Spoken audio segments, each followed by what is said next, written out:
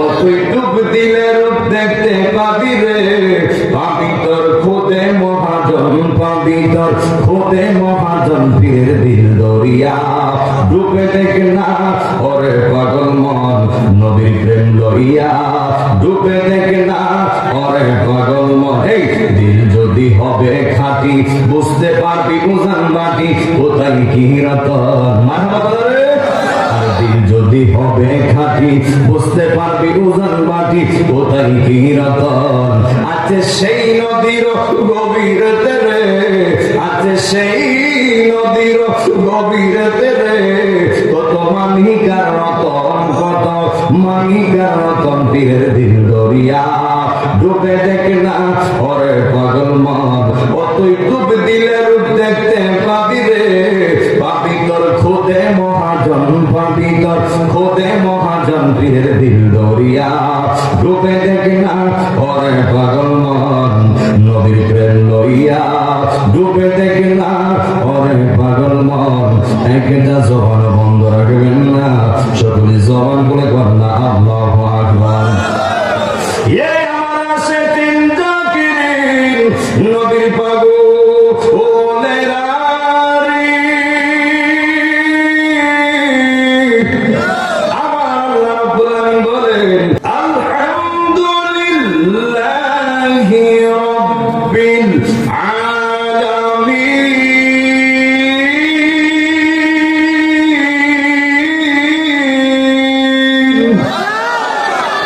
প্রশংসা মালিককে। আল্লাহ রাব্বুল আলামিন বলেন আমি আস্তে আস্তে খন্ড খন্ড করে কথা বলার চেষ্টা করব, আপনাদের বুঝতে কারো কোনো অসুবিধা হবে না। আল্লাহ রাব্বুল আলামিন বলেন সকল প্রশংসা পাওয়ার মালিক আমি আল্লাহ। এই জন্য যুবক ভাইরা আল্লাহ রাব্বুল আলামিন বলেন আমি আল্লাহ যত জায়গার রব তত জায়গার রহমত হলো আমার দয়াল নবী। জবান করে বলেন না আল্লাহু আকবার। কেন বললাম? আল্লাহ নিজের বেলা বলেছেন আলামিন, আমার নবীর ক্ষেত্রে বলেছে আলামিন, বড় করে আল্লাহু আকবার বলা যাবে না। হে বন্ধু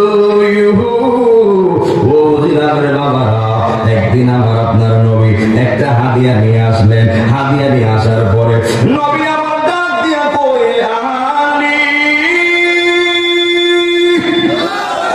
ও আলী তুমি আমার কাছে আসো। যেই মাত্র মাওলা আলী আসলেন, এরপর ডাক দিলেন সিদ্দিক আকবর তুমি আমার কাছে আসো। নবী আমার ডাক দিয়া কয় ওসমান রে তুমি আমার কাছে আসো। এরপর ডাক দিল হে ওমর তুমি আমার কাছে আসো। যেই মাত্র এই চারজন সাহাবী নবীর সামনে আইছে ও বাবারা, বড় মহব্বতের ওয়াজ, বড় ভালোবাসার ওয়াজ। দেখবেন প্রেম কার কয়, প্রেম প্রতিযোগিতা কার কয়। নবীরে তো আপনি ভালোবাসেন, আমিও ভালোবাসি। সাহাবীরা কেমন ভালোবাসে একটু সামনে আগে বুঝতে পারবেন। নবী আমার কয় হে সাহাবীরা আমি নবীর হাতে কি দেখা যায়, আমি নবীর হাতে কি দেখা যায়। সাহাবীরা ডাক দিয়া কই নবী গো, ও মায়ের নবীজি আপনার হাতে একটা জুব্বা মুবারক দেখা যায়, একটা হাদিয়া দেখা যায়। নবী আমার ডাক দিয়া কই সাহাবীরা রে,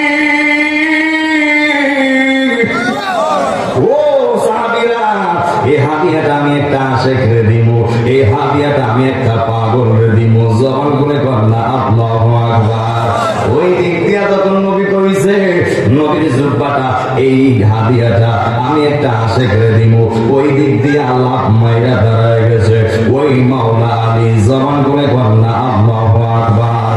মাওলা আলী ডাক দিয়া কই ইয়া রাসূলুল্লাহ ইয়া হাবিবাল্লাহ নবীজি,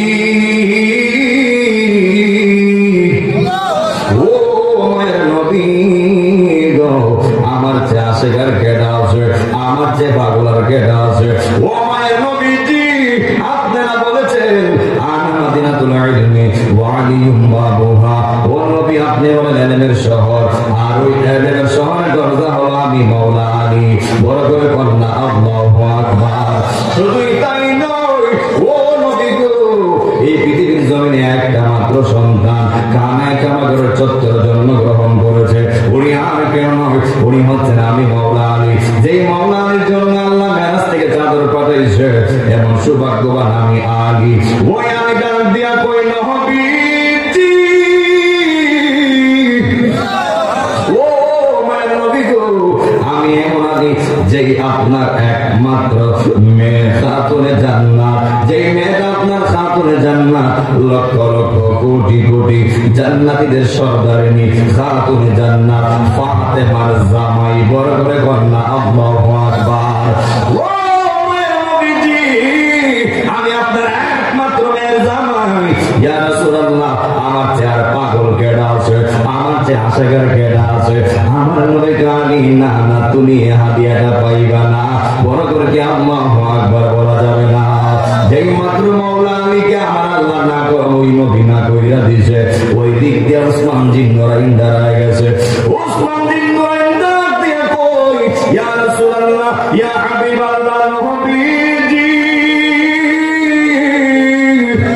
ও মায়ের নবী গো, আমি তো আপনার একটা মেয়ের বিবাহ করি নাই, আমি আপনার দুইটা মেয়েকে বিবাহ করেছি, এই জন্য আমার নাম উসমান জিন নরাইন। নবী আমার কইছে, উসমান রে, যদি আমার আরো মেয়ে থাকতো, আমার মেয়েগুলিকে সবগুলোকে তোমার কাছে বিবাহ দিতাম। দুইটা মেয়েকে আমার নবী উসমান জিন নূরাইনের কাছে বিবাহ দিয়েছে, এই জন্য উসমান জিন নূরাইনকে জিন নূরাইন বলা হয়, তো তার দুইটা নূরের অধিকারী, বড় করে কন্যা আল্লাহু আকবার। ওই উসমান ডাক দিয়া কয় নবী গো, ও মায়ের নবীজি, আমি তো আপনার দুইটা মেয়ের জামাই। ইয়া রাসূলুল্লাহ, জুব্বারে মনে হয় আমি পাইব, হাদিয়াটা মনে হয় আমি পাইব। নবী আমার ডাক দিয়া কই, উসমান রে, সুবহানাল্লাহ, ও উসমান, না না, হাদিয়াটা তুমিও পাইবা না, বড় করে কি আল্লাহু আকবার বলা যাবে না? ওই দিক দিয়া দাঁড়ায় গেছে সিদ্দিক আকবর। সিদ্দিক আকবর ডাক দিয়া কই, ইয়া রাসূলুল্লাহ নবীজি, ও মায়ের নবী গো, আমি আপনার এমন আশেক, যে একটা আশেক রইয়া আপনি মক্কা থেকে মদিনায় হিজরত করেছেন। ইয়া রাসূলুল্লাহ নবীজি, ওই হিজরতের সময় যখন আপনি ওই গুহার ভিতরে আপনি আমার উরুতে বিশ্রাম করতেছিলেন, আমি আপনার কেমন আসে, যখন আপনি আমার উরুতে বিশ্রাম করতেছিলেন, ওই গুহার ভিতরে 9টা সরকারি গর্ত ছিল, আমি যেভাবে পাগড়ি ছিঁড়া 8টা গর্ত আমি খাটতে পেরেছিলাম, একটা গর্ত আমি খাটতে পারি নাই। শেষ পর্যন্ত মনে হলো ওই 9 নম্বর গর্ত দিয়া একটা সর্প বের হবে, এমন এমন মনে হয়েছে। আমি সাথে সাথে আমি আমার পাটা লাগায় দিলাম, যেন সর্পটা বের না হয়, যেন আপনি রহমতের আলামিনের ঘুমের ডিস্টার্ব না হয়, বড় করে কন্যা আল্লাহু